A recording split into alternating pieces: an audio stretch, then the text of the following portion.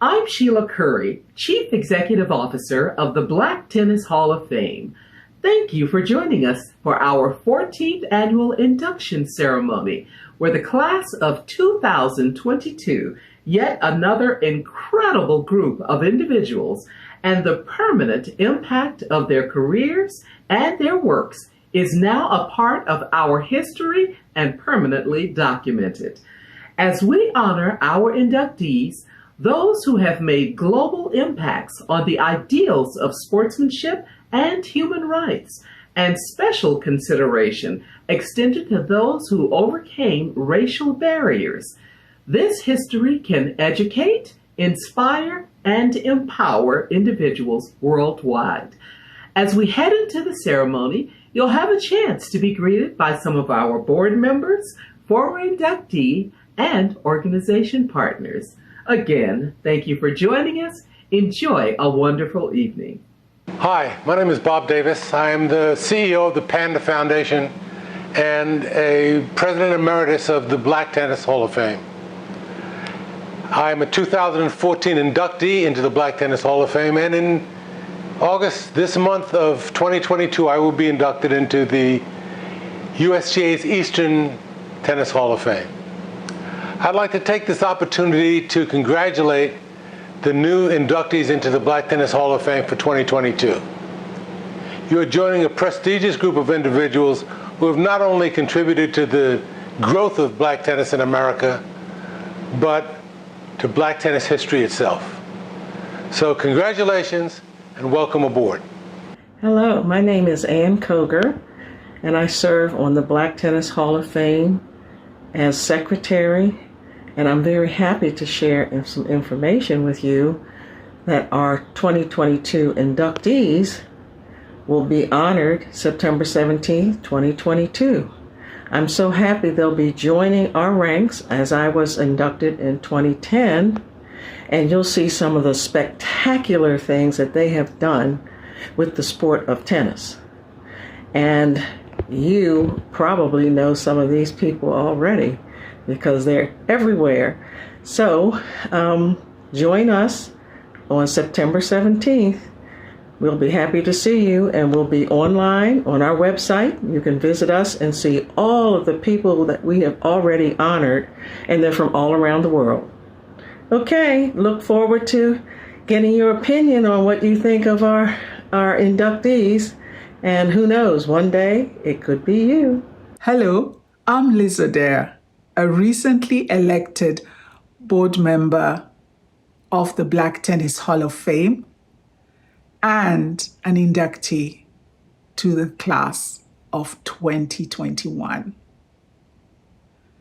Becoming a member of the board provides me with the opportunity to teach, encourage, and recognize leadership in the sport worldwide. Congratulations to the class of 2022 and welcome to the Black Tennis Hall of Fame. Hello, my name is Phil Williamson. I am one of the 2019 Black Tennis Hall of Fame inductees. I am presently a tennis coach and forex currency trader, and I want to take this moment to actually congratulate all of the new 2022 inductees to the Black Tennis Hall of Fame. Congratulations and welcome aboard.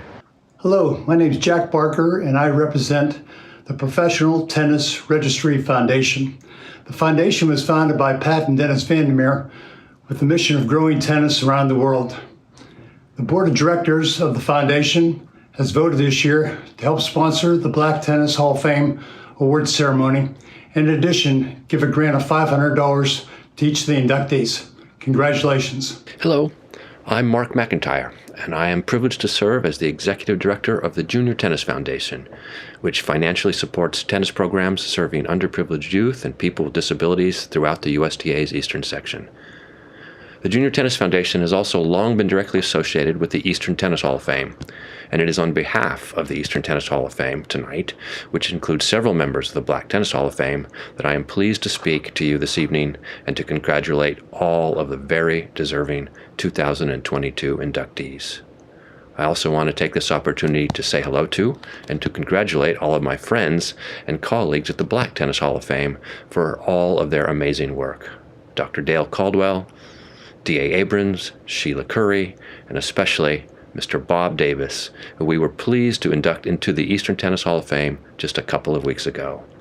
This is a very exciting night, and I am honored to be a part of it. Thank you. Good evening. I'm David Harris. Here in Richmond, Virginia, in recent years, I've spent the majority of time working to ensure that my uncle, Arthur Ashe Jr., a tennis champion, civil rights advocate, and so much more, has been honored. Recently, his legacy was honored with renaming a street here to Arthur Ashe Boulevard, one of its kind in the world, and I do believe in this country. Achieving this took every principle and ideal of an inclusive society he believed in to accomplish this feat. Yet, it is currently a major welcome sign to this major metropolitan area, and we encourage you to come and visit us. My uncle's legacy was his belief in education, inclusiveness, immediate and extended family, people, growth, and working through our differences to make a better world. Currently, I'm working with the Richmond Metro Tennis Club here in Richmond, Virginia, to advance their initiatives and programs geared towards youth and adults. This has been a truly fulfilling opportunity for me the past 15 years, and I encourage you as well, as you come and visit, to reach out and offer your talents to them as I have. It is a pleasure to welcome you, the Black Tennis Hall of Fame, to Richmond, Virginia, and to congratulate the class of 2022. Thank you.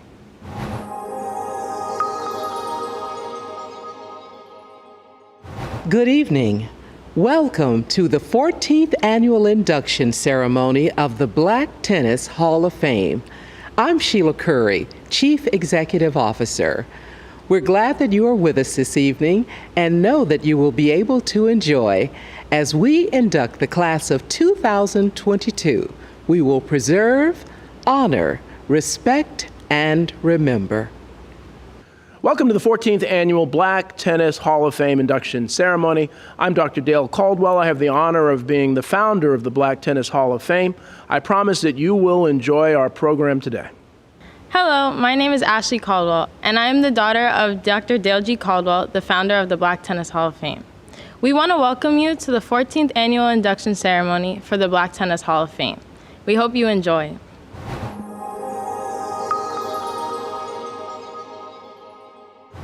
While the opportunity to embrace and enjoy this moment of Black tennis history with the induction of the class of 2022, you can also support Black Tennis Hall of Fame with donations through the website, through PayPal, or directly to the organization, thus further enabling our continued forward movement and growth as we build the organization and increase the permanent preservation of Black tennis history. Opening the ceremony this evening is the music of incredible American jazz musician, saxophonist, songwriter, and music and film producer James Plunky Branch. Music critics have hailed saxophonist James Plunky Branch as an essential part of the vanguard of Afrocentric jazz, funk, house music, and go-go. Over the span of 40-plus years, he has independently maintained a successful career of creating music with over 25 albums. His group, Plunky and Oneness, has performed alongside some of the biggest names in Black music, including Patti LaBelle, Ray Charles, Frankie Beverly and Mays, and Chuck Brown, along with notable musicians ranging from Pharoah Sanders, Ornette Coleman, and Gil Scott-Heron. His international fan base has given him the opportunity to perform in front of audiences all over Europe and Africa, with enthusiasts for his music from the U.S. to Japan. Plunky's music has stood the test of time and has earned him the status of living music legend. He is a two-time recipient of the National Endowment for the Arts Jazz Fellowships. As a Virginia native, Plunky is an avid supporter of the arts, as well as an educator and lecturer. Performing and presenting at numerous public schools and universities, he's taught African American music at Virginia Commonwealth University and directed the Virginia Union University Jazz Ensemble. His music has inspired many around the world to keep on dancing and to spread love wherever they go. Now quoting Mr. Branch, "Black music, our music, has always been about telling our story and inspiring us to keep on keeping on. Our beats, words, and melodies can produce instantaneous pleasure and a profound vision of future possibilities. While the business of music has become a very complex enterprise for me, it's still about presenting rhythms, energy, improvisations, and songs in service to our community. Our music fuels our mythology and magic, and it impacts the whole world." And now, James Plunky Branch's incredible music video, Rise. You can do anything that you want to. You can do anything. We ride. You can do anything that you want.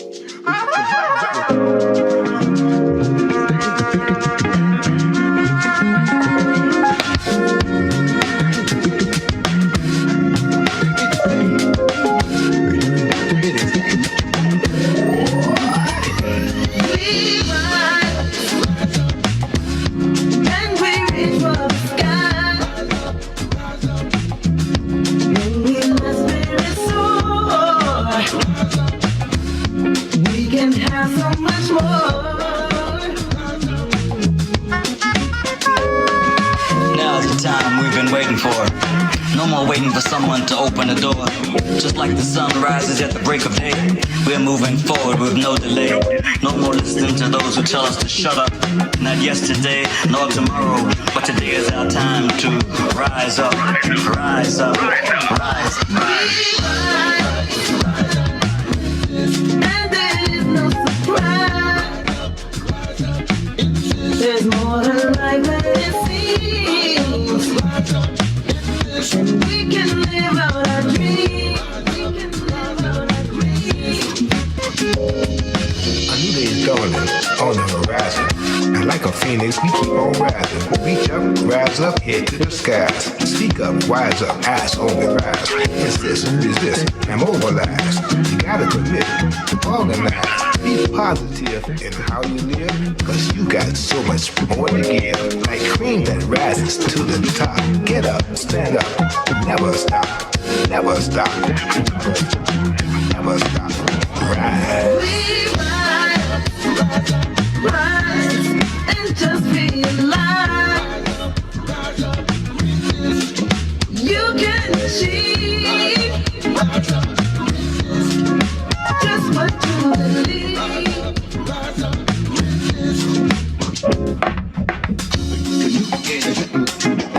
You can have everything that you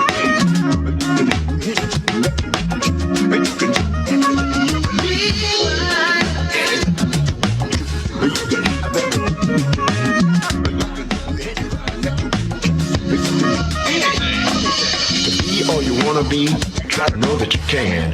Go where you want, you need to have a plan. And not only have one, follow it. Pride, swallow it. When you fly, aim high. Don't worry about the landing. You'll succeed beyond your understanding. On your way, don't carry a load.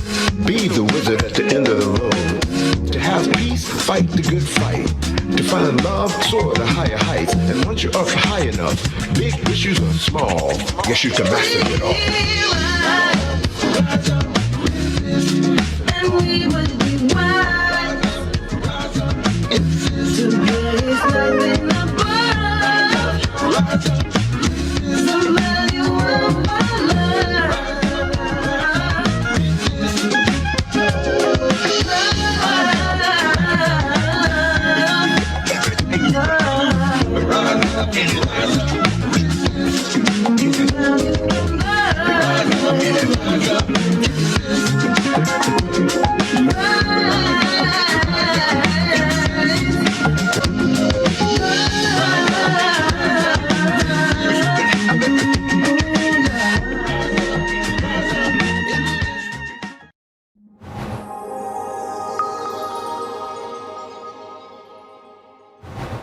am pleased to introduce my father, Dr. Dale G. Caldwell, founder of the Black Tennis Hall of Fame, who will talk about the history of the organization and explain the importance of this ceremony.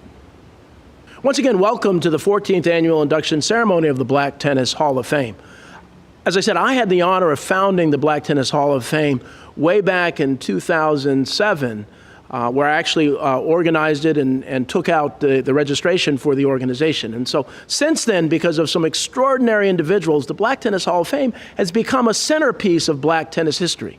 One of the things, and I talked about this in the last ceremony, the reason I founded it is that there's so many extraordinary individuals who have been lost to the history books. So many folks who have been extraordinary players, but so many folks who've been wonderful administrators who've really helped to grow the game, not just in the black community, but in America and around the world. So today, as we celebrate some outstanding inductees, I want to say a little bit about who the Black Tennis Hall of Fame is. So first, one of the things that we have because of the leadership of our CEO, Sheila Curry, and the continued leadership of Bob Davis and D.A. Abrams and Ann Kogar and Art Carrington and a whole group of folks, the organization has exceeded my expectations when I founded it. That now we have become really the center of the black tennis history universe. We've had an opportunity to work very closely with the International Tennis Hall of Fame, where we curated, and Art Carrington and I curated the Breaking the Barriers exhibit. We have an opportunity to work closely with the American Tennis Association, which was really the oldest existing black sports organization in the United States. We've worked closely with Tennis Channel. We've worked closely with the United States Tennis Association. We've worked closely with all the organizations that are active in the world of tennis. And we've been very successful because of their leadership in really educating people about not only the tennis history, but about the history of the United States and about how people, in spite of obstacles, have been able to persevere and become successful both on and off of the tennis court and actually in the world outside of tennis as well. You heard the incredible introduction from David Harris, Arthur Ashe's nephew. And so it is just amazing to have royalty as part of the ceremony there. And one of the things that I like to share is that my favorite moment, and will always be my favorite moment on a tennis court, is teaching tennis with Arthur Ashe. And how that came about is Arthur Ashe was committed to making sure that all executives, but especially black executives, learned tennis and were able to do the tennis networking so that they could be more successful in their career. So he gave a presentation to the Black NBA Association, which I've been a lifetime member of, and said, well, you know, so many folks had never played tennis, had never had lessons. So he offered, that's the extraordinary person he was, he offered to do a free lesson in an indoor court in New York. And he needed someone else to teach, and I'm a USPTA certified tennis pro. So I had a chance to teach with him. And I talked to him before, and this is before anybody knew about AIDS or anything, and I remember thinking how thin he was. But how gracious this individual was, and how humble he was, and just how much of a gentleman he really was. And then when he was on the tennis court, his strokes were like glass. It was unbelievable to watch how the ball bounced off his racket. So as you listen to this whole program, it's important to really think about the history and think about the people behind this. Because this isn't just about an induction ceremony, about celebrating folks. It's really to inspire you to really put yourself in the place of the individuals who are being inducted and the legends in past tennis history, so that you can understand what they went through and how they were able to persevere in spite of the obstacles that they had. And again, Althea Gibson and Arthur Ashe are the examples of that, but there's so many other folks who had to deal with racism and classism and other things, and yet in spite of that were extraordinarily successful. So as you can tell, I'm passionate about what you're about to hear and what you're about to see, because this is important history that every single human being should know about. So thank you, enjoy the program.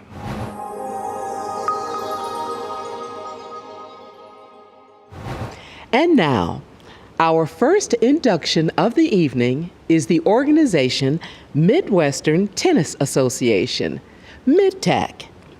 Midwestern Tennis Association is an organization that uses tennis as a vehicle to cultivate strong family values.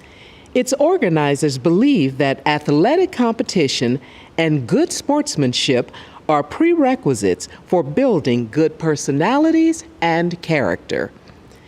MidTac is a 501c3 not-for-profit organization in good standing in the state of Illinois and is presently in its 99th year of service in its 10-state Midwestern territory: Iowa, Illinois, Indiana, Kansas, Kentucky, Michigan, Minnesota, Missouri, Ohio, and Wisconsin. MidTac was brought into existence through the efforts of pioneers like Mother Mary Ann Seams and others from Chicago, Illinois. MidTac remains today as the Midwest region of the American Tennis Association. MidTac is a regional Midwestern African American tennis organization with 16 African American member clubs, one of which has international member clubs in Lagos, Nigeria. It is governed by a formal constitution, bylaws, procedural manual, and other formal guidelines. MidTac has been the support organization for its member clubs, providing coaching, financial, and organizational assistance. It also hosts senior, adult, and junior players together at its annual championship tournament over the 4th of July weekend. The championships were held in several different Midwestern states prior to being in Indianapolis, Indiana, for the past 45 years. No other regional or national African American tennis organizations can match MidTac's record for supporting and promoting local tennis in so many member club communities. It offers year-round tennis programs to players of all ages and races, regardless of status, limitations, and backgrounds via its member clubs. MidTac has provided for decades annual coaching workshops, organized African American coaches, provided certification assistance, and clinic coaching opportunities with cutting-edge presentations. MidTac has sponsored PTR workshops, ultimately certifying hundreds of new African American coaches. Its coaches and instructors, all volunteers, formed a workforce committee in 2010 and independently produced several regional coaches connection trainings and junior workshops prior to the COVID-19 pandemic. MidTac junior scholarships have been awarded annually as its championship tournaments for almost 2 decades, which honored juniors not only for their tennis skills, but also their academic achievements. Those scholarships have recently expanded to include assistance with funds for tennis summer camp training. Many of our junior players have gone on to attend major universities, especially HBCUs, hold top positions in the USTA, as in the case of Katrina Adams, as its unprecedented 2-term president, as well as becoming professional players like Donald Young, Evan King, and Taylor Townsend. Teaching pros, lawyers, doctors, teachers, community leaders, businessmen and women, and leaders around the country. MidTac has successfully promoted and encouraged active participation in the African American tennis communities that it serves via its member clubs, who have contributed to the steady growth of tennis in those communities. MidTac consistently hosts monthly conference calls attended by individual volunteers, including officers from its 16 member clubs. MidTac has numerous permanent and standing committees. The spring annual general meeting and fall annual general meeting are now held virtually due to the COVID-19 pandemic. Both virtual meetings are well attended with open discussion on detailed executive club and committee reports. MidTac recently provided financial support to the Midwest 75th Annual Tri-City Tennis Tournament in Detroit, Michigan in 2021, where the coveted Mother Seams Trophy was competed for. MidTac also launched in 2021 in 8 major city simultaneous local Junior Tennis Day and Juneteenth celebration as a response to keeping juniors safe in their home cities due to COVID-19. The 8 member clubs individually sponsored their event and the financial assistance of MidTAC. It has been voted on by these member clubs to adopt and continue this inaugural event. Nothing on this groundbreaking level has ever been done in the African American tennis community, and done so successfully. In the last 50 years, MidTAC has had tremendous organizational success and rendered a strong role model to impact the grassroots African American tennis community in its regions and beyond. Recent past presidents include Marion I. Rice, Richard Bradley, Alice Metters, Tyrone Crowder, Gail Lewis, and currently Margaret Dorsey. A true parent organization that has reached back into the communities it serves with the programs and support to grow the game. Maintaining active and relevant members clubs, remembering between 12 and 16 consistently for decades says it all. MidTAC is looking forward to celebrating its 100th year tournament celebration in 2023 in Indianapolis, Indiana. MidTAC will recognize its many living legends, Hall of Fame, deceased members, and member club accomplishments. Tennis is live and growing in the African American community, and MidTAC stands as a beacon in the continuity of its existence.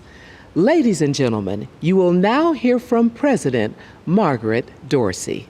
Thank you to the Black Tennis Hall of Fame for this prestigious honor of being inducted into the class of 2022.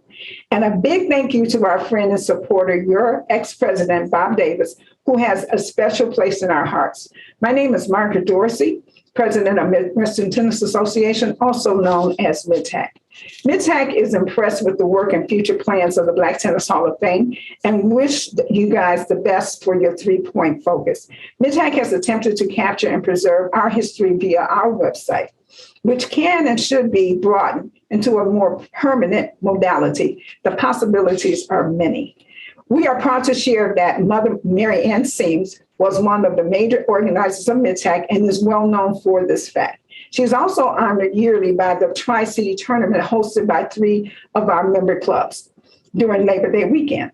The Mother Seams Trophy still exists and is in its 76th year and just held in Cleveland 2 weeks ago. The winning club keeps the trophy for a year. I'd like to introduce you to our executive board from left to right.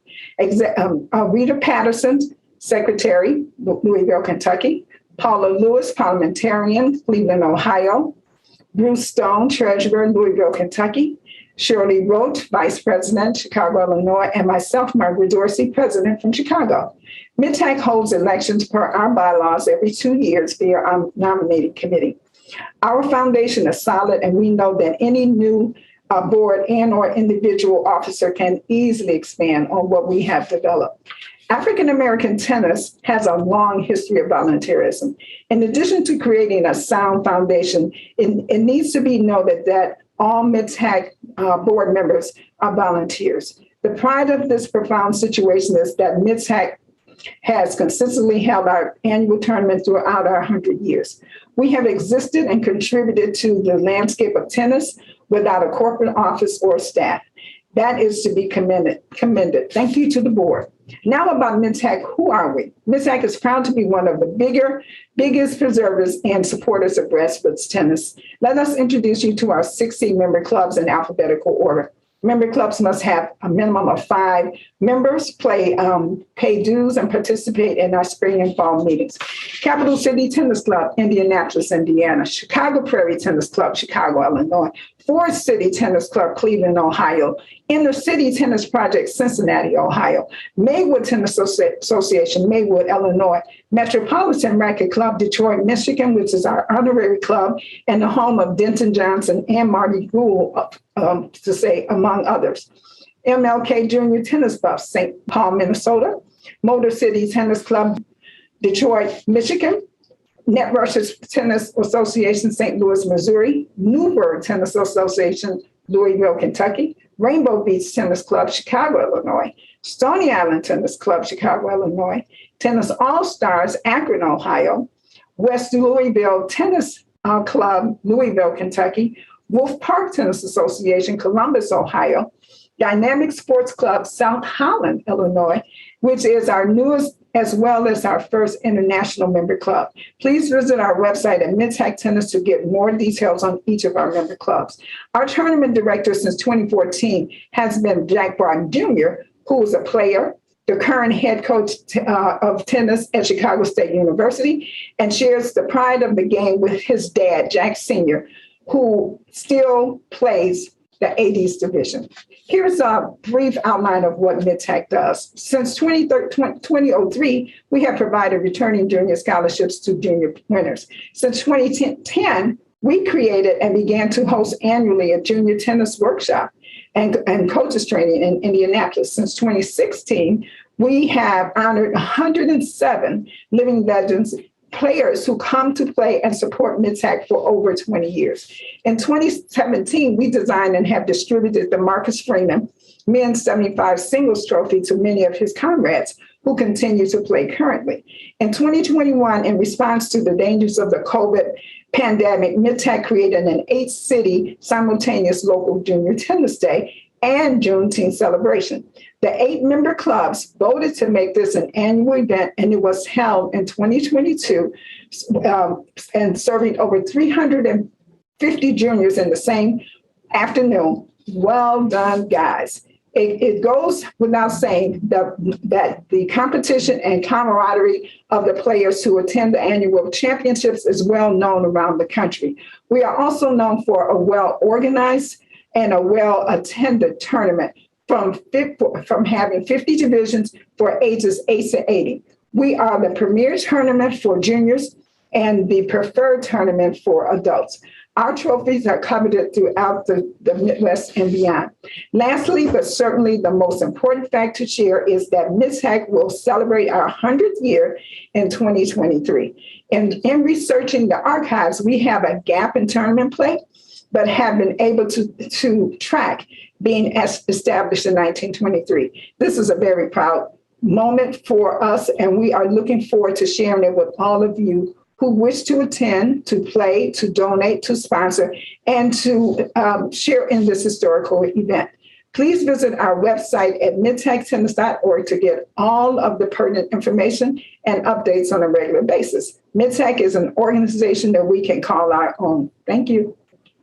And now, the only player that will be inducted this evening, Otis Smith III. Otis Smith, current director of tennis at the Santa Barbara Tennis Club, Santa Barbara, California, has vast tennis background. A native of Los Angeles, California, Otis grew up playing junior tennis. In 1984, he was one of 3 African Americans to participate in Kalamazoo Boys 18s, Brian Flowers and Brian Shelton, before heading to UCLA, where he was one of the few African Americans to play number 1 singles along with Marcel Freeman and Arthur Ashe. He was the only African American on the team during those years. Otis was a 3-year letterman, 1985, 1986, and 1987. He helped UCLA win a Pac-10 title and won Southern California Intercollegiate Tennis title at Valley Hunt Tennis Club in 1987. He later graduated with a bachelor's degree. Otis played on the professional tennis circuit for 8 years and reached a high of 274 in singles and a high of 199 in doubles. He played in the U.S. Open, Wimbledon, and numerous ATP events around the world, including Toronto, Montreal, Queen's Club, Bristol, Memphis, Los Angeles, and San Francisco. In ITF events in Japan and Indonesia, Otis won singles and doubles titles. Otis was the first African American tennis member at the Los Angeles Tennis Club. Arthur Ashe wrote a letter to the board of directors stating he was giving up his seat as a board member if Otis wasn't allowed to join the club as a junior member. Arthur Ashe's letter in full read as follows. On September 18, 1975, to the board of directors of the Los Angeles Tennis Club, I am aware of the application of Otis Smith III for membership at the club. I am also aware of the fact that he is an honor student, a well-behaved, polite, committed youngster of 9 who happens to be quite a tennis player for his age. Consequently, if the LATC will ever integrate its membership rules, this is surely the time and the person. So much so that if he is turned down, I will privately resign my honorary membership. Hopefully, Arthur Ashe. For 10 years, Otis served as the director of tennis at Ritz-Carlton Bacara, Santa Barbara, California, and currently has been tennis director at Santa Barbara Tennis Club for the past 13 months. Otis has served in volunteer positions at the Peter Brown Tennis, where he was also named Living Legend in 2019 for tennis accomplishments and for volunteering for the Black tennis community. USTA NJTL board member, started by Arthur Ashe to provide tennis and education in communities that would not be exposed to tennis. Southern California Foundation board member, USPTA Southern California Division board member, vice president, Black African American subcommittee member for USTA Southern California Tennis Association. And now, you will hear from the player, Otis Smith III. My name is Otis Smith. I'd like to thank the committee for including me in this year's induction into the Black Tennis Hall of Fame. First of all, I'd like to congratulate all the other inductees. It's been an honor and privilege to be included in this year's class. In my 40 years plus in tennis, this is my greatest achievement and my greatest honor. I got started in tennis when my family moved from New York to Los Angeles. My family was looking for an outdoor activity that I could do after schools. Luckily, we lived a few blocks from the LA Tennis Club. I started taking lessons from Dick Boinstead, who made the game fun and exciting. Shortly after that, I was lucky enough to become a member of the LATC. It was an amazing experience, and luckily, I got the help from Arthur Ashe. If it wasn't for his support, I would not have got into the Los Angeles Tennis Club. For this kind of honor and achievement, there's a lot of people who have made many sacrifices. I'd like to start to thank my parents for the long hours of taking me to tournaments, driving me to practices, for feeding me balls. Without the financial support or without emotional support, I would never be in this position. Lastly, I'd like to thank my brother. 1, for being a sparring partner, and 2, for being just supportive of a little brother. Now to my coaches. There have been a few coaches that really helped me during my game. Starting with Vic Braden, who gave me a great foundation. Robert Lansdorf, who gave me the mental toughness to play well in tournaments. And Glenn Bassett, who gave me the hard work in college to move on to play on the Pro Tour. Tennis has been an exciting and amazing ride for me. It has taught me so many things, from being emotionally balanced, to being a hard worker, and to realize that if what you put in is what you get out. Again, I'd like to thank everyone at the Black Tennis Hall and the induction, and I can't possibly say how grateful and honored I am. Thank you so much. Before entering our next category, we're going to provide a moment of honor to a recently lost former inductee, Wilbert R. Billy Davis, the brother of our current President Emeritus, Robert C. Bob Davis. Billy was born in New York City on January 6, 1930, and at the age of 10, was introduced to the sport of tennis. His life was changed forever on that day. He was offered the opportunity to be a ball boy at the prestigious Cosmopolitan Tennis Club in Harlem, New York in 1940. That experience taught him that tennis was not only about competing, but more importantly, about determination, sportsmanship, and lifelong friendships.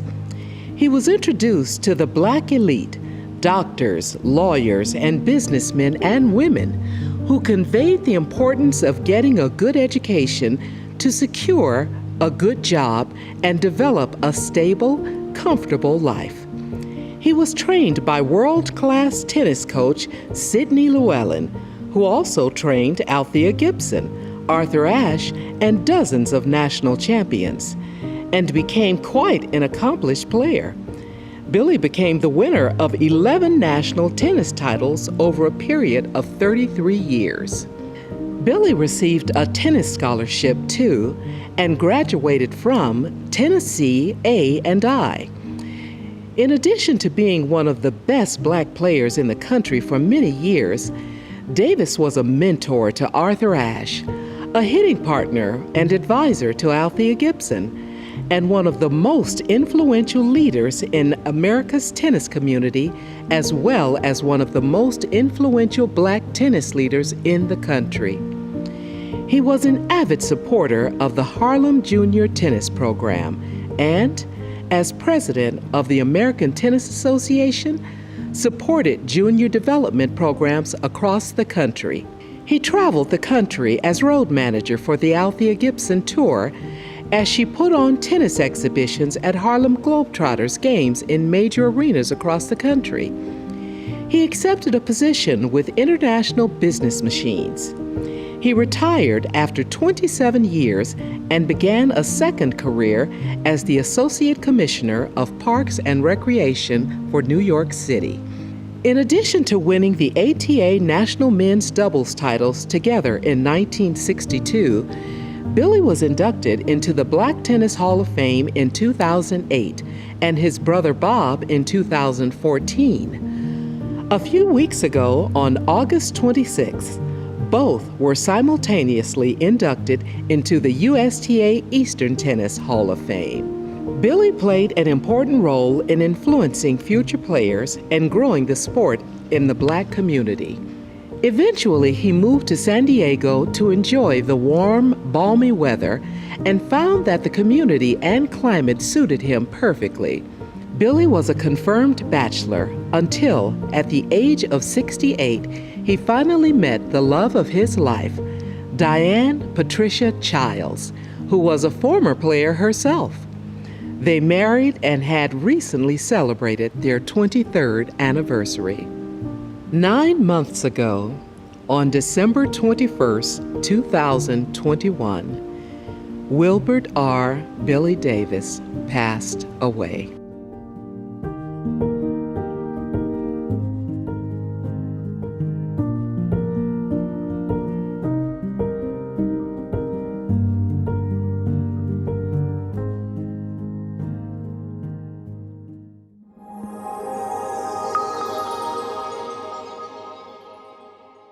And now, Sandy French, a contributor. The sole female in the class of 2022 has risen to an exceptional level that has placed her here today. Prior to inducting Miss French, as I share a reading of the legendary poet Maya Angelou's 1978 poem, Still I Rise, I'd like for you to view all of our previous female inductees. You may write me down in history with your bitter, twisted lies. You may trod me in the very dirt, but still, like dust, I'll rise. Does my sassiness upset you? Why are you beset with gloom? 'Cause I walk like I've got oil wells pumping in my living room? Just like moons and like suns with the certainty of tides. just like hopes springing high. Still, I'll rise. Did you want to see me broken? Bowed head and lowered eyes, shoulders falling down like teardrops, weakened by my soulful cries? Does my sassiness upset you? Don't you take it so hard, 'cause I laugh as if I have gold mines digging in my own backyard. You may shoot me with your words. You can cut me with your eyes. You can kill me with your hatefulness.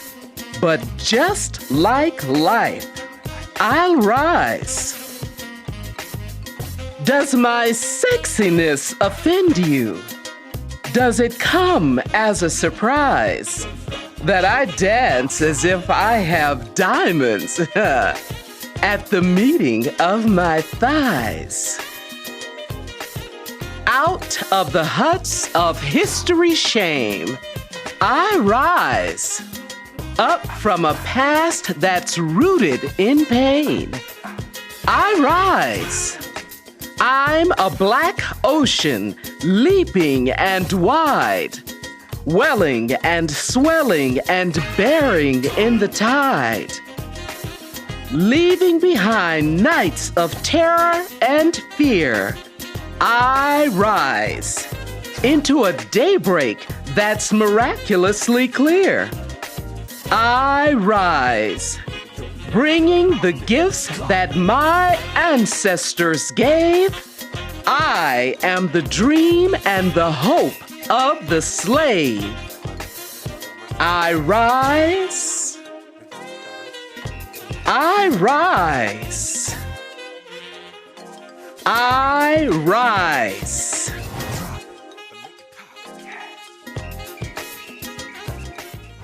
Sandy French has been a professional tennis official for over 35 years and remains one of the most respected African American umpires today. She has inspired other Black people and other people of color to become tennis officials or aspire to higher levels in their careers as officials. She is the only Black female professional chair umpire in the U.S. Out of concern for this lack of representation, Sandy participated in a lawsuit to rectify this. Unfortunately, to this day, Sandy remains the only Black female professional chair umpire in the U.S. Sandy has taken the initiative to conceive, implement, and teach chair clinics and training in her community in Northern California.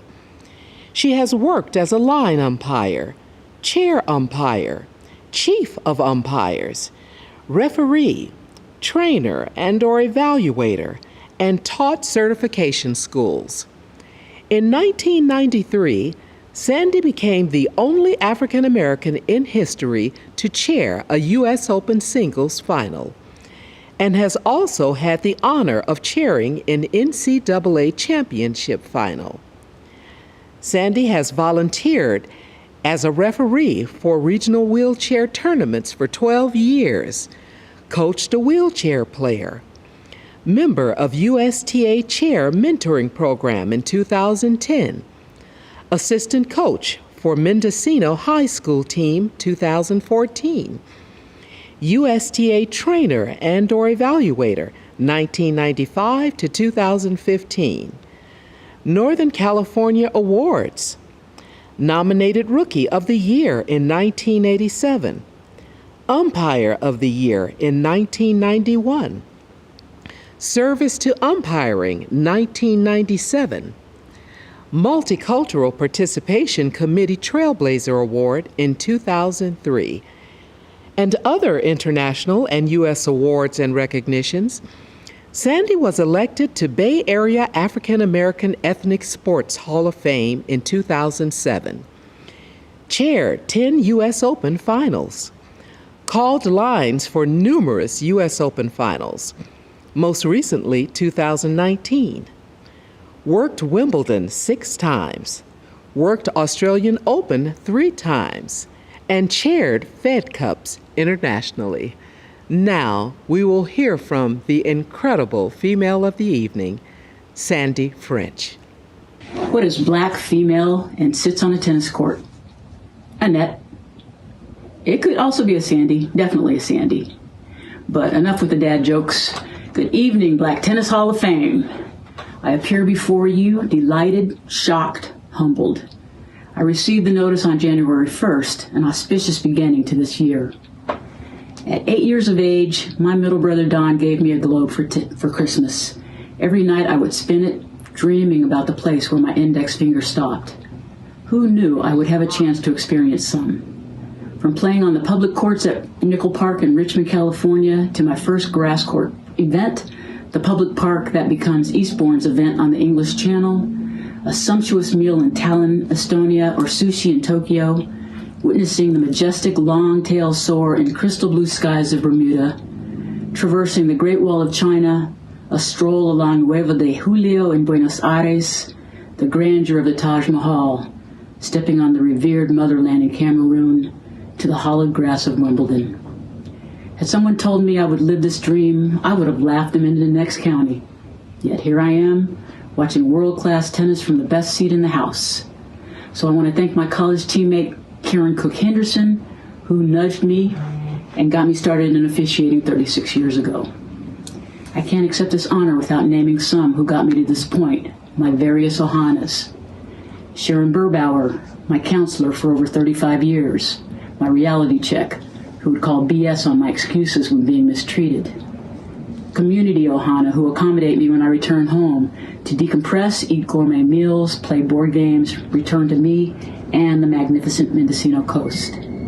Sharon Smith-Monty coerced me to write articles for the NorCal newsletter and nominated me for previous honors.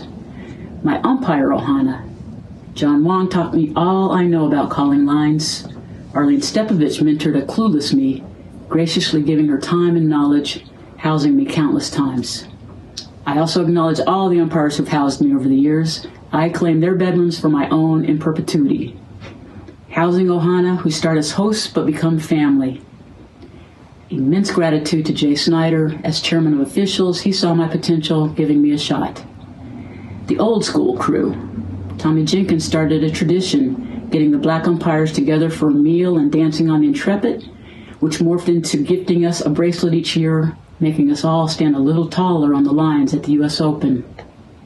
Danielle Carr and Judith Norton created a black umpire database to document our legacy, blackumpires.wordpress.com. I developed and taught Claire clinics in NorCal, and I need to acknowledge my assistants who did the heavy lifting, allowing me to show up and teach the class. First, David Rowe, subsequently Tony Durfer, Lori Rosen, Chris Preston, and finally Lonnie Gibbs. They deserve this recognition as much as I. Y'all come up to me at tournaments, relaying you saw me in the chair, asking about officiating, umpires who started after spying me on TV, many others to name if I had time. Working officials like Brother Al Pendleton, inducted into this same hall last year, who told me upon returning from my first Wimbledon that if I could do it, so could he. And he did. Representation does matter. It is such a joy to see someone eager to learn, who perseveres, going on to move up to the chain of excellence. You all give me hope. A pleasure and honor to see ball kids morph into adults, the multitude of tournament staff that return to volunteer each year who become friends. Shoot, I even like some players. My first umpire bestie, Joey Gay, regularly stood up for us when treated unjustly, pushing back on the archaic practices we continue to endure, yet are still too meek to protest, who showed that friendship isn't seasonal, but eternal. When she passed in 1996, I took over her mantle, which is when my trouble began. Cecil Hollins reached the pinnacle of officiating, a full-time gold badge chair umpire, living my dream of traveling the world officiating the tennis elite. Cecil and I sued the USTA and ITF for discrimination. We took a stand that cost both our careers. We were supposed to be the first, not the only. But 29 years later, nothing has changed. We all know why. The price we paid to bring injustice to light in this realm. Every umpire knows that we start officiating because we love tennis, but continue because we love our fellow umpires. FUs, as Joey would say.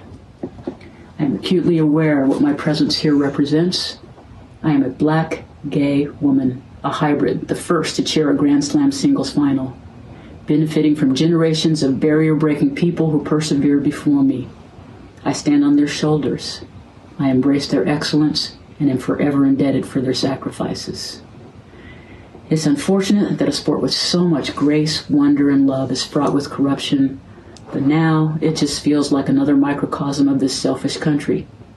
We skin folk have all been ignored, diminished, passed over, believed less than, denied.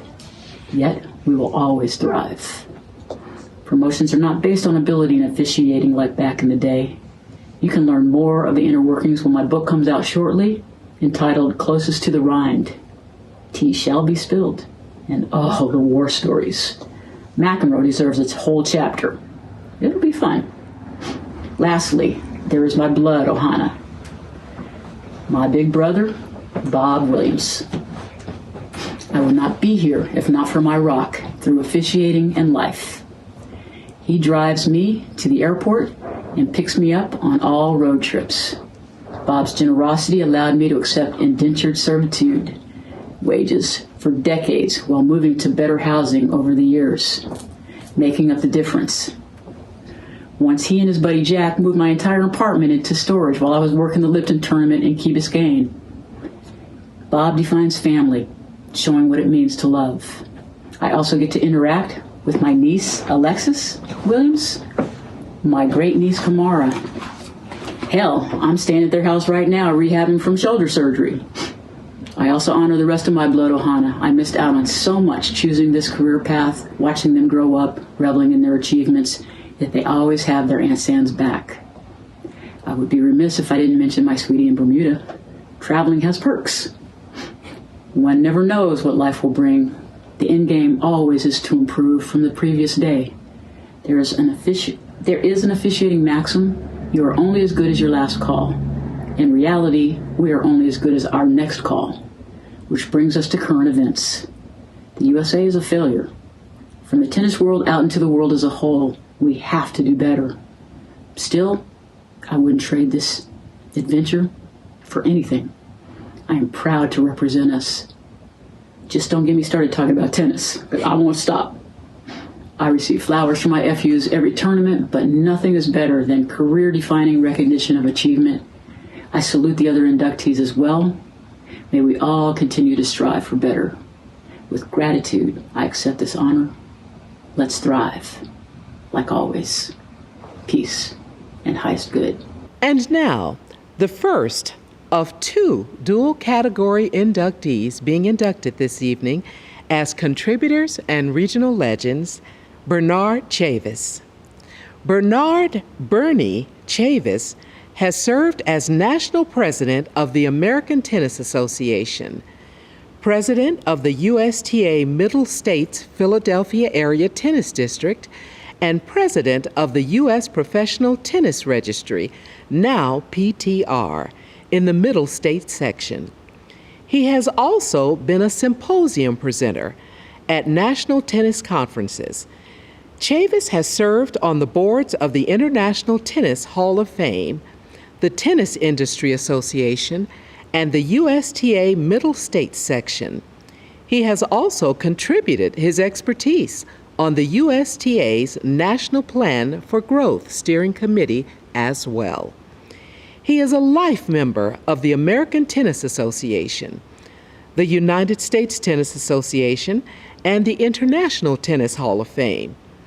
He has the distinction of being the first African American to serve as president of the USTA Philadelphia Area Tennis District in 1994 and the first to referee a USTA National Tennis Tournament, the Senior Men's National Grass Court Championships at the Germantown Cricket Club in 1996.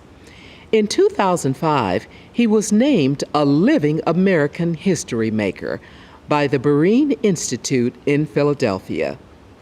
Mr. Chavis continues to serve as the president and CEO of the Black Tennis Foundation of Philadelphia, Inc., a nonprofit which he helped co-found in 1992 to benefit urban youth in the Philadelphia area.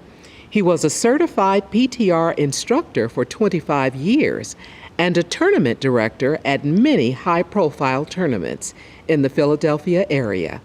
He is the published author of The Games of Tennis, An African American Journey, and resides in the Philadelphia suburbs of Meadowbrook, Pennsylvania, with his wife, Mila, and son, Bernard III.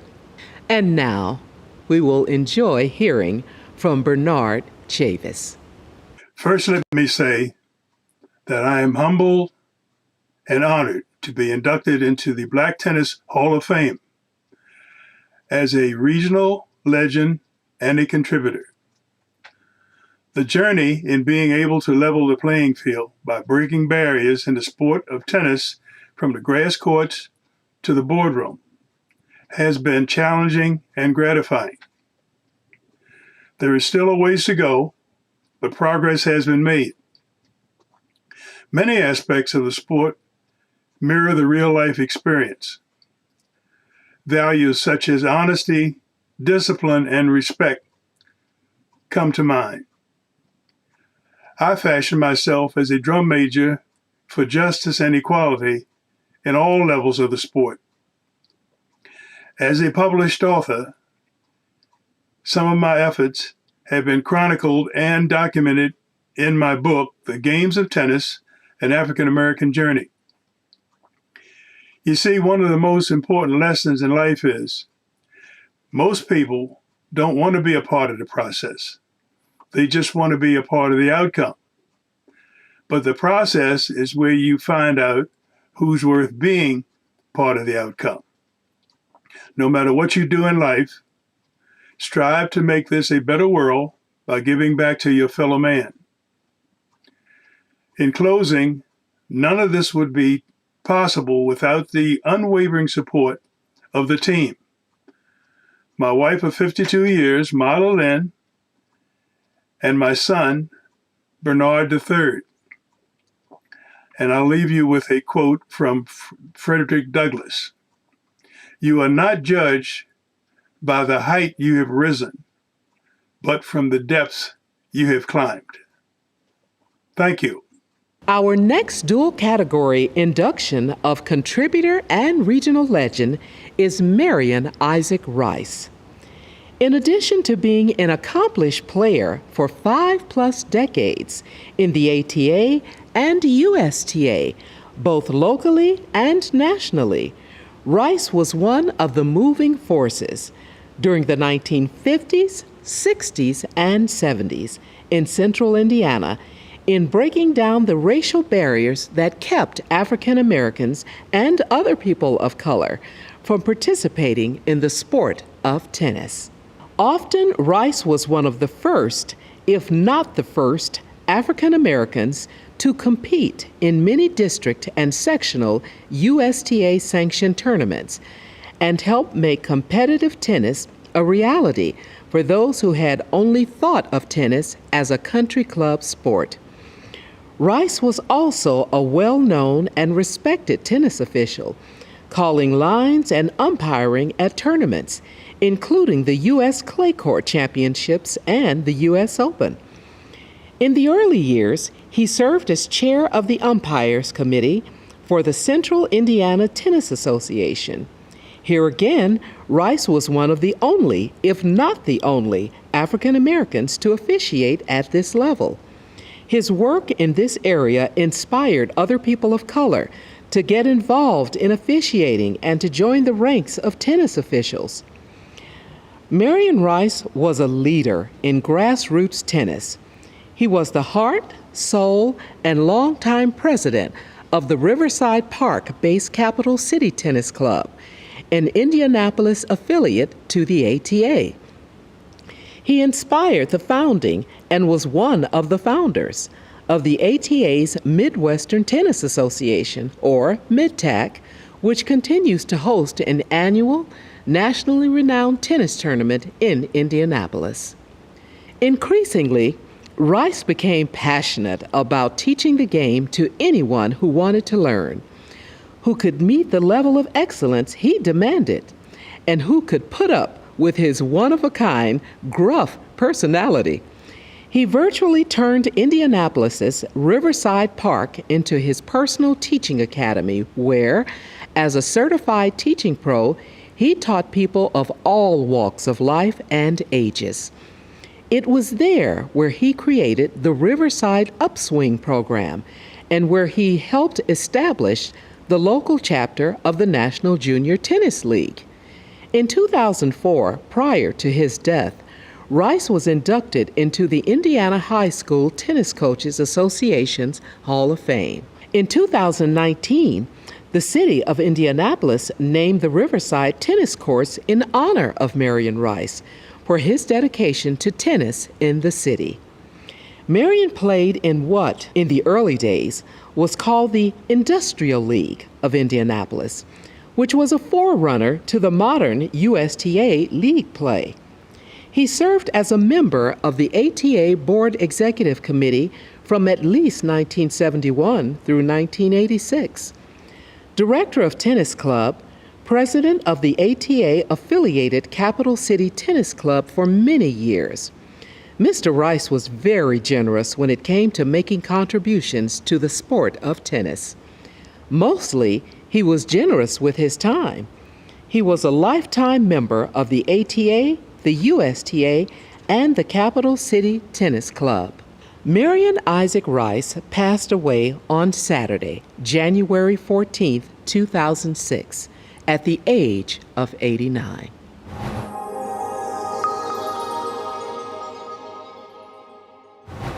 And now, our regional legends. And first, Carl Hodge. Carl Hodge is a retired general manager of Macon-Bibb County in 2019, where he served for 20-plus years. He is the owner of Middle Georgia Tennis, where he trains players of all skill levels. Carl also coaches tennis at First Presbyterian Day School. In his first full year as tennis coach, First Presbyterian Day School completed its first undefeated season, first regional championship, and became the 2021 Girls State High School champions, their first tennis championship in the school's history.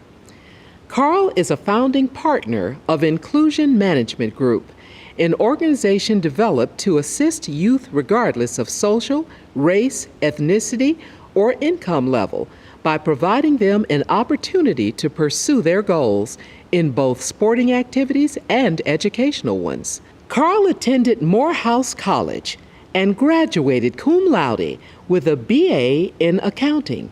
While at Morehouse, he served as a two-time team captain for the Maroons Tigers tennis team and led his team to 3 consecutive conference titles. He was a 3-time all-conference player. While in college, Carl participated in the ROTC program, which led to an 8-year service in the United States Air Force. Carl was selected to travel and compete on the All-Air Force tennis team during his service. From 1992 to 96, he served as head tennis coach for Mercer University men's and women's teams, NCAA Division I. His men's team moved from last in their conference to the top 4 during his 4 years and posted a 22-3 season. In 1996, he operated one of Macon-Bibb County's tennis facilities. In 2001, his role was expanded to manage all its public tennis facilities. The John Drew Smith, 24 courts, and Tatnall Square Tennis Center, 12 courts. Both facilities are full-service tennis with full-time staff and 11 contract tennis professionals. The John Drew Smith Center is one of the premier tennis facilities in the United States, host to many national, Southern regional, state, and local tournaments. Under Carl's leadership, the John Drew Smith Tennis was twice recognized as the top municipal facility in the United States. As tennis manager, he received several proclamations from the city. Although still a county employee as tennis manager, Carl had contract rights to operate comprehensive tennis program operations, to include a full-service tennis pro shop. He provided yearly tennis programs to the local Bibb County school system during and after school. During his tenure, Carl received numerous awards from the local Community Tennis Association, USTA Georgia, and USTA Southern Tennis Associations. In 1998, he founded Middle Georgia Tennis Academy, a nonprofit organization that served 38 public and private elementary schools in Macon-Bibb County, Georgia. His National Junior Tennis League chapter served over 1,800 school children each year through these programs. In addition, the Middle Georgia Tennis and Education Program teamed with the Board of Education from 1999 to 2012 to operate an after-school tennis education program licensed by the state and as a quality child care program for the Alexander II Magnet School. In 2011, Carl developed a master plan, an opportunity to become world-class. In 2014, the plan resulted in 3 distinct projects. Number 1, $3.5 million to the renovation of the John Drew Smith Tennis. Number 2, the construction of 17 pickleball courts at Tatnall Square Tennis Center. And number 3, the construction of a new facility containing 23 lighted full-size tennis courts and 8 pickleball courts for Macon-Bibb County's Southside residents. The facilities now serve as host of many state and national tournaments. In addition, Carl's on-court accolades include 13 state doubles titles with his partner, Milton Myers Black Tennis Hall of Fame. As doubles partners, the pair earned multiple year-end number 1 rankings in Georgia and Southern. They also received a number 5 USTA national ranking. Carl has competed in American Tennis Association across the U.S., including Atlanta, Fort Lauderdale, and Houston, where he won his first national 45 singles championship. Carl is certified by the United States Professional Tennis Association and the United States Professional Tennis Registry. And now we will hear from regional legend Carl Hodge. Hi, I am Carl Hodge. First, let me thank God for keeping me healthy, strong throughout my journey in tennis. Thank you to the Hall of Fame committee for inducting me into Black Tennis Hall of Fame. I am humbled. I am honored. I was not alone in this journey, though. Many people helped me to get to this moment. A brief history of me and my beginning in tennis. I grew up in public housing. I was raised by my grandmother. I grew up with little financial means, but in a home that was rich in love. My grandmother is no longer with me physically, but I know she is here in the spirit, continuing to encourage me. Without her, this moment would not be possible.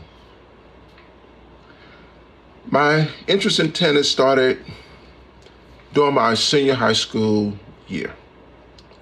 My high school guidance counselor met with me and my best friend about the possibility of attending Morehouse College upon our graduation. He was a graduate of Morehouse and thought we would be great candidates for admission. Knowing that Dr. Martin Luther King Jr., among other notable graduated from Morehouse School, got us very excited about the prospect of attending. Our guidance counselor told us we needed something more besides strong academics to enhance our chances of admission. my friend and I came up with this brilliant idea. Let's go out for the high school tennis team. Neither one of us had ever played before, but yet it would be great on our application. Our concern was not how good or bad we played. We just needed something extra on our admission application. I did not know this single act would impact my life in such a profound way. We both went out and purchased a tennis racket. I purchased an inexpensive tennis racket with 3 balls already included in the package. Neither of us knew the rules of tennis. So we went to the library. We both checked out a book. And we went back and we compared our notes. There was no internet during those days. Although we was both accepted into Morehouse, I did not go my first year. Financially, I could not make it work. Instead, I attended Miami-Dade Community College. I transferred to Morehouse the following year as a sophomore. During my year at Miami-Dade, I played lots of tennis. I took a class in tennis as a physical education requirement. I really began to enjoy the sport. Then I thought, maybe if I practice enough, I could play on the Morehouse team. And I started practicing daily. One might say, I was foolish to believe after 1 year of playing, I can compete on a team that had won numerous conference championships, including the past 4 consecutive years. But I did. Our first practice, I was so amazed. I had never seen tennis players of that level in my short history in the sport. But I was playing decent myself at the time. But I attribute my rapid success to basketball and hours of table tennis at our local recreation center. In addition to me improving, I had amazing teammates who believed I had potential and helped me to become better. Let me fast forward. I played well enough the next year, I became captain of the team. For the next 2 years, the team continued to win conference championships.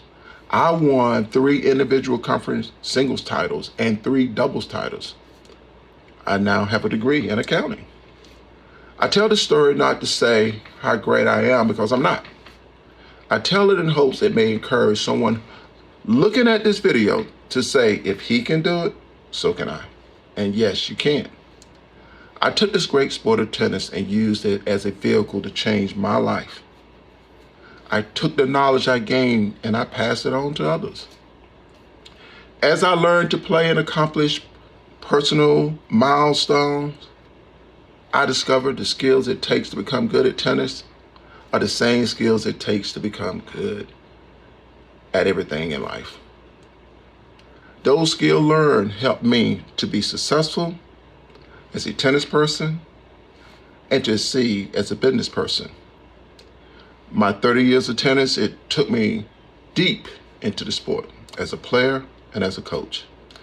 I directed a very large municipal facility. I provided training to players of all levels. I taught tennis to tens of thousands of children in the schoolyard. I taught tennis to preschool children. I trained state and national champions. I taught tennis to senior citizens. I coached Division I college tennis. And as I sit here, I cannot then and I cannot today tell you which of these programs I enjoyed the most. What I can tell you is I taught from my heart, and in doing so, I impacted lives. And many lives impacted me. Some looked like me, some did not.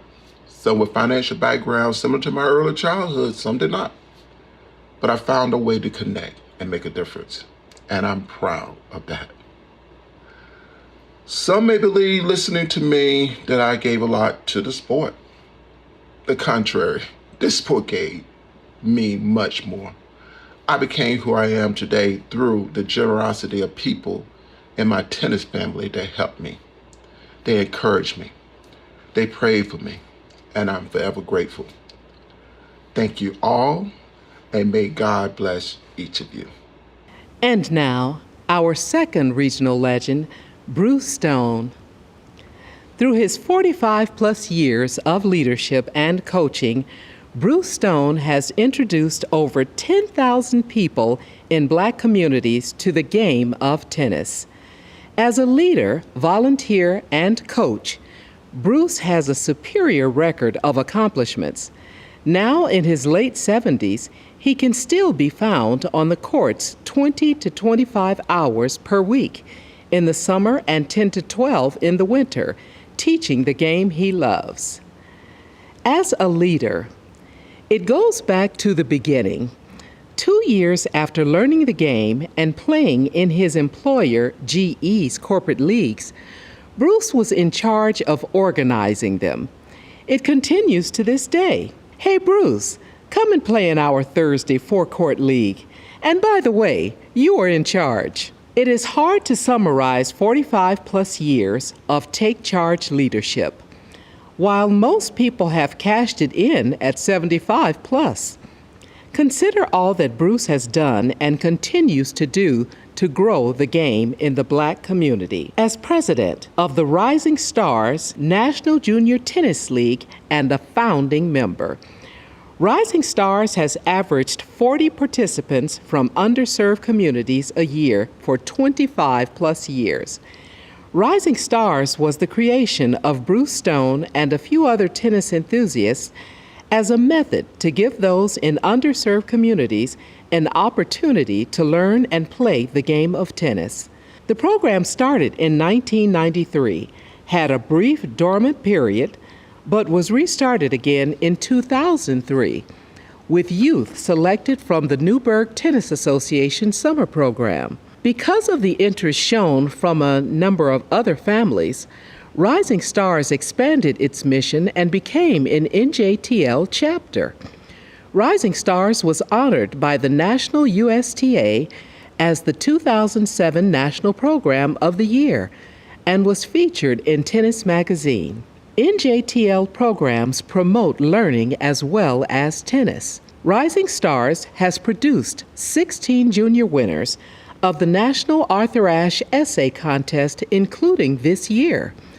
Since the start of this contest, Rising Stars has produced more winners than any program in the United States because Bruce insists that every rising star complete an essay.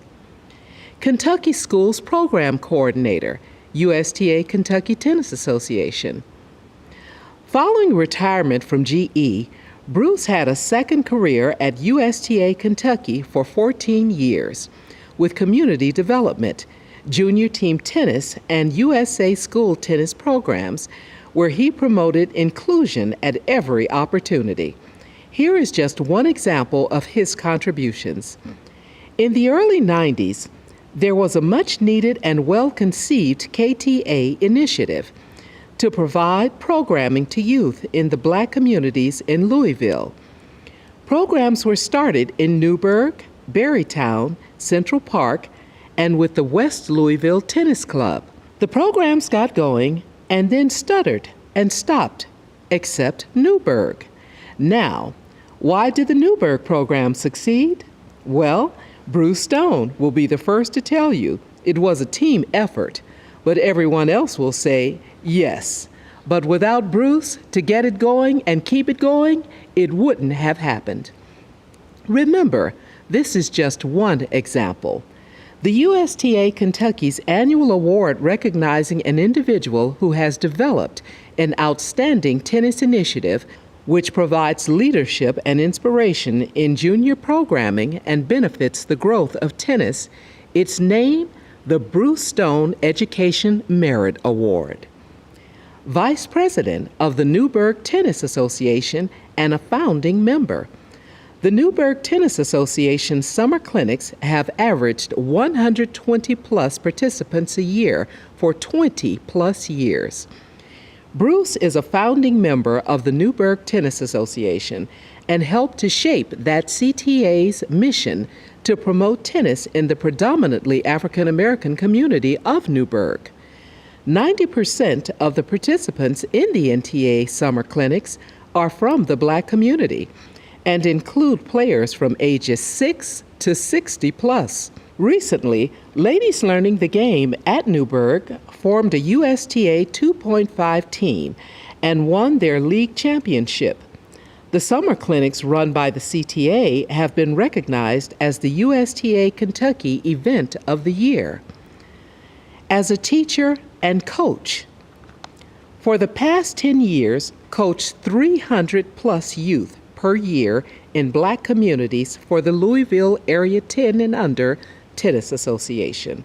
More than anything, the tennis community knows Bruce as the ultimate teacher and our coach. Bruce estimates he spends 20 to 25 hours on the court a week in the summer and 10 to 12 in the other months teaching and coaching. In addition to his volunteer teaching and coaching with Rising Stars and the Newburgh Tennis Association, for the past 10 years, Bruce Stone has coached for the Louisville Area 10 and Under Tennis Association. Lou 10U provides free tennis lessons in Louisville Metro community centers, boys and girls clubs, local churches, and multiple after-school programs in the historically Black communities of Louisville. He has also used this position to create tennis teaching opportunities for high school students participating in Rising Stars. Bruce has twice been recognized as PTR Kentucky Member of the Year in recognition of his dedication and diligence in promoting and supporting tennis and PTR. For all the acclaim, Bruce will tell you his greatest reward is the "I did it" exclamation from a kid who hits the ball across the net for the first time. In summary, through his leadership, volunteerism, and coaching, Bruce has conservatively created opportunities for at least 10,000 Black community members to play tennis. Rising Stars 250, Kentucky Tennis Association 5,600, Newburgh Tennis Association 2,400, and Lou 10U 3,000.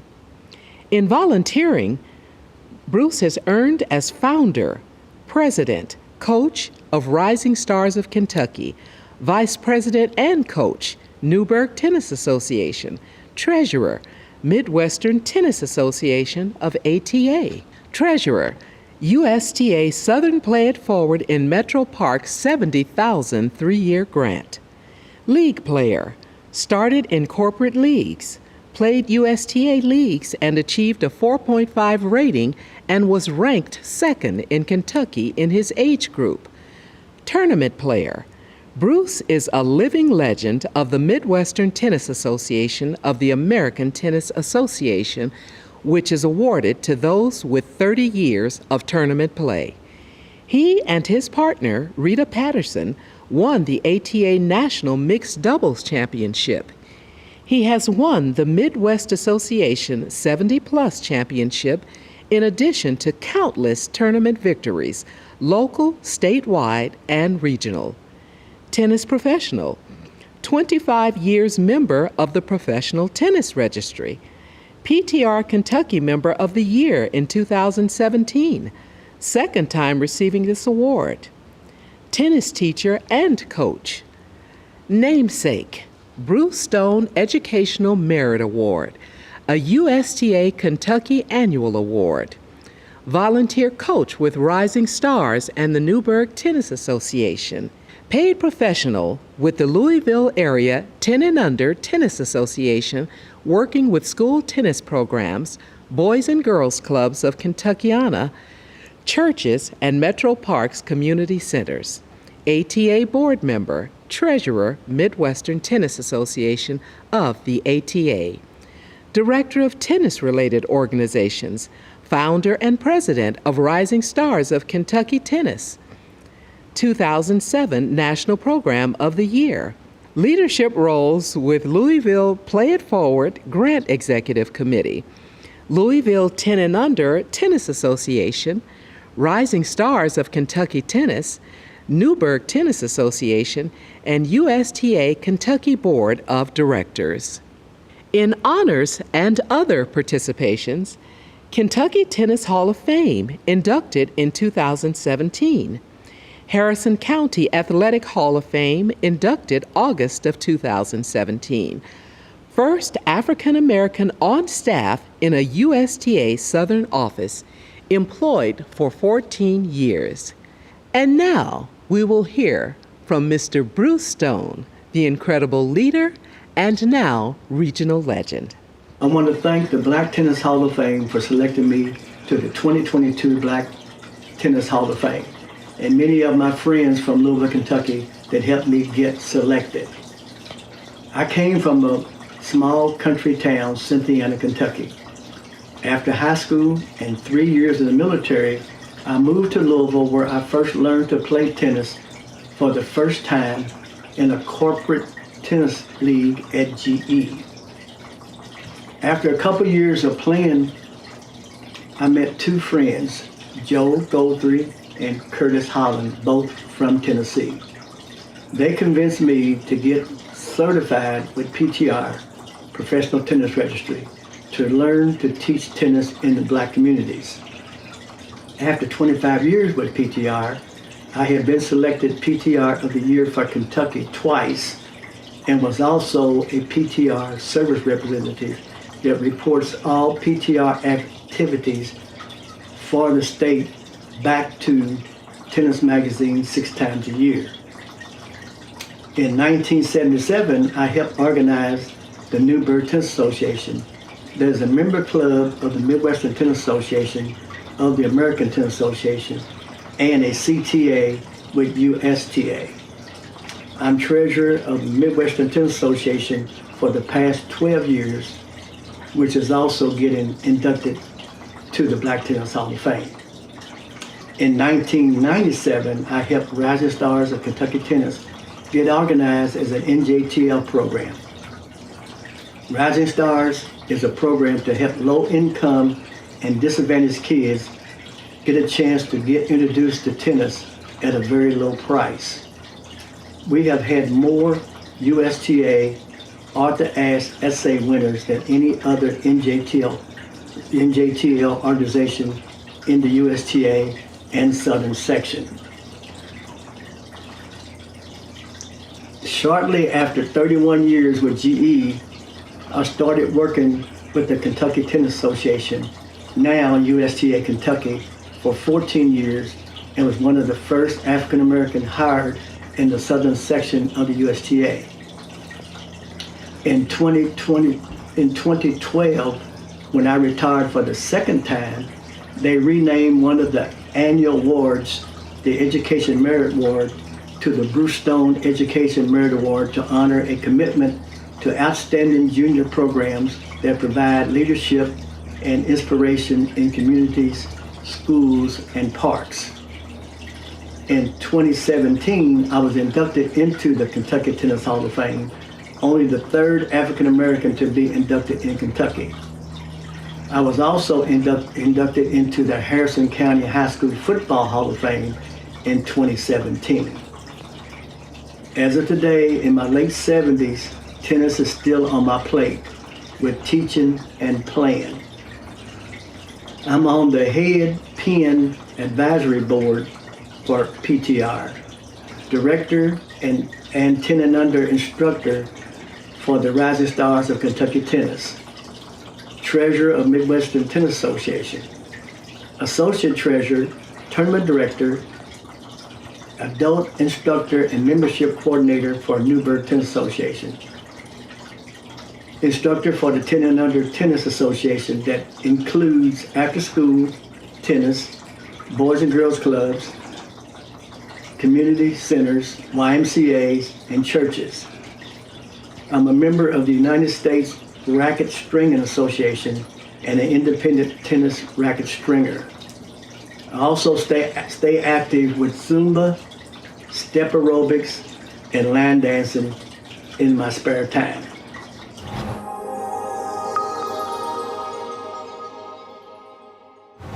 Thank you for watching yet another historic Black Tennis Hall of Fame induction ceremony. This evening, we did what we always do: preserve, honor, respect, and remember. We'd like to thank the campus of Virginia Union University for a second time on it, and we'd like to thank citizens of Richmond for welcoming us to the town. We also thank you for joining us in our celebration of Black tennis history. See you next year.